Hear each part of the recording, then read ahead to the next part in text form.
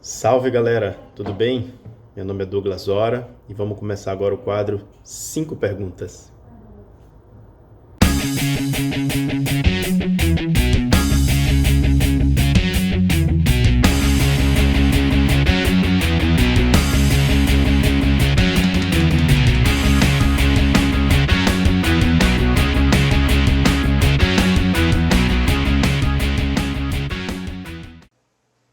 Muito bem, estamos começando mais um 5 perguntas, um novo quadro aqui do podcast do Papo Pontual, o podcast de quiropraxia mais escutado no Brasil.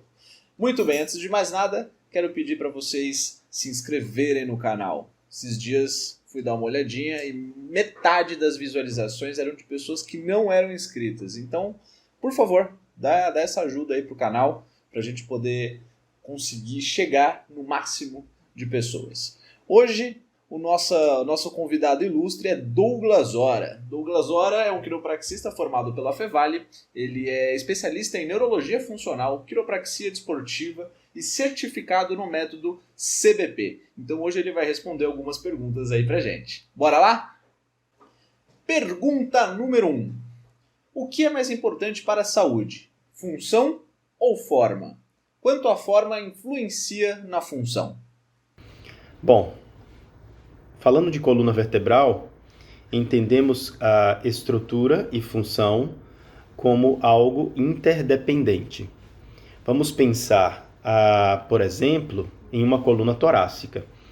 Nós sabemos que nós temos entre 37 e 40 graus de cifose torácica.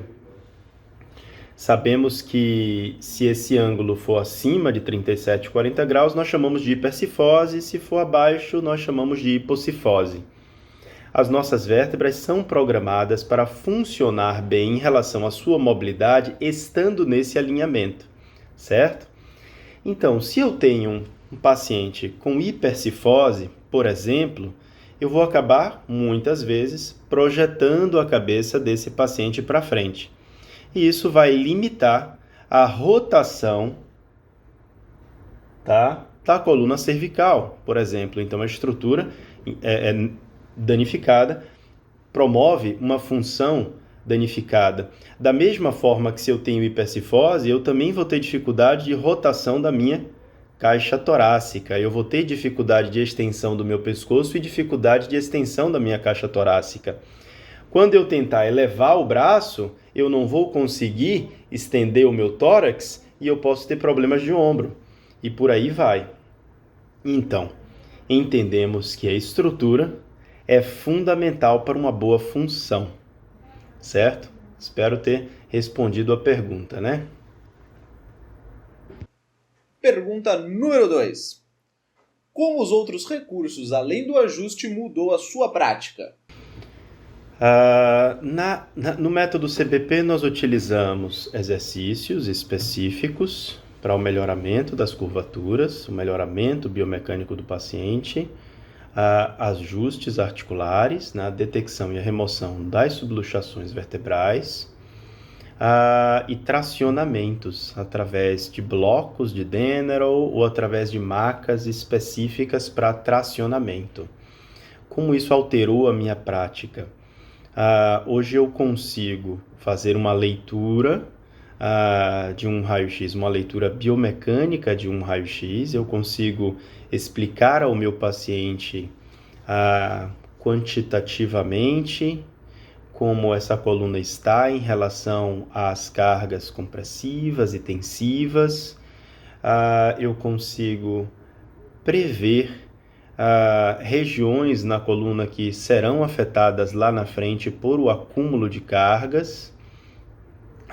Então, com isso, nós utilizamos esse protocolo EAT, né, exercícios, ajustes e tracionamento, para modificar essas angulações. Então, todo esse entendimento da CBP, de biomecânica, modificou minha prática, porque agora eu não utilizo só ajustamentos.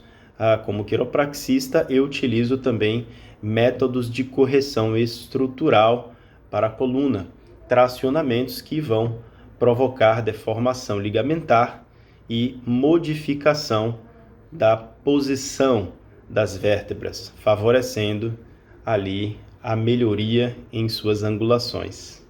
Tá bom? Pergunta número 3. Toda curvatura lateral, mínima que seja, é preocupante?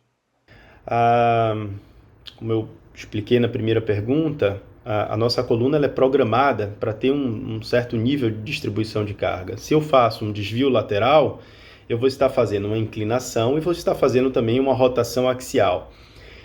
Mesmo que isso seja num grau baixo, abaixo de 10 graus, onde não é considerado uma escoliose, aquilo interfere negativamente com o tecido ósseo, fibrocartilaginoso, ligamentar, interfere com a propriocepção inadequada, interfere com a distribuição de carga nas facetas articulares e tudo mais. Então, sim, eu considero que é negativo qualquer desvio lateral na coluna, né?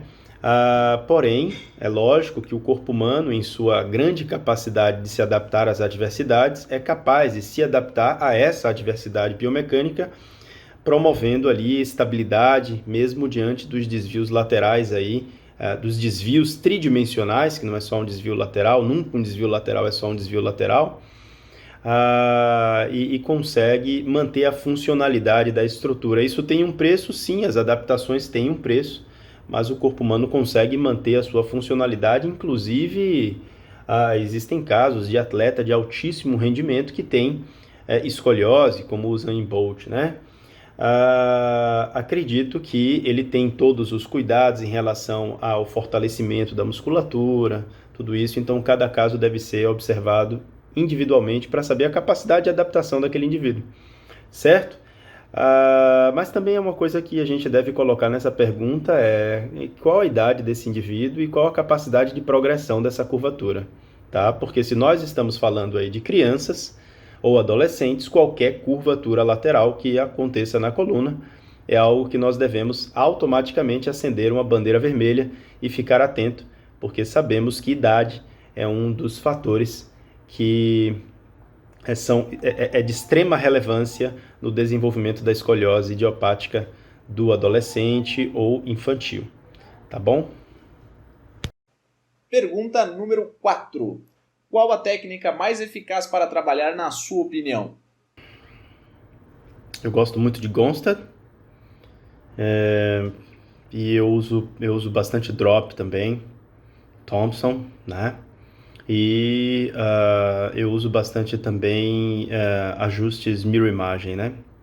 Seriam ajustes espelho para melhora de posição do paciente. Basicamente, essas são as técnicas que eu mesclo e utilizo. Fora isso, ART, né? Active Release Technique. Acho que é muito importante também dar uma atenção à parte miofacial do paciente. Eu acho que se você cobre aí essas áreas de alguma forma, você tem excelentes instrumentos aí para recuperar teus pacientes. Beleza?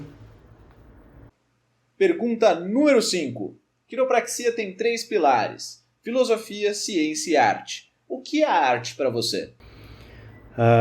Para mim, eu vou contar uma história breve. Às vezes Conrad me ensinava a ajustar a coluna cervical e muitas vezes ele mandava eu fechar os olhos e parar de pensar e sentir aquele pescoço, se conectar. Ele pedia que eu visualizasse as vértebras que eu estava manuseando. Então, seria mais ou menos por aí a forma com que você aplica a tua filosofia e a ciência adquirida, né? Como você expressa através da sua prática, se expressa através de sua prática. Seria mais ou menos assim. Pergunta número 6. É uma pergunta extra, porque a pessoa que fez essa pergunta, ela conseguiu fazer um trocadilho sensacional com o meu sobrenome e o sobrenome dele. Então a gente vai fazer essa pergunta. Doutor Douglas Ora, você é pontual? Eu diria que sim, cara. Eu diria que eu sou pontual. Mas depois que vem a paternidade, você às vezes acaba atrasando, porque nem tudo, né? São muitas coisas, né? Mas eu tento ser, eu acho importante, eu tento ser pontual. Muito bem! Valeu, Douglas, valeu para quem assistiu. Não esquece de se inscrever, de compartilhar, de dar o seu curtir aí. A gente se vê.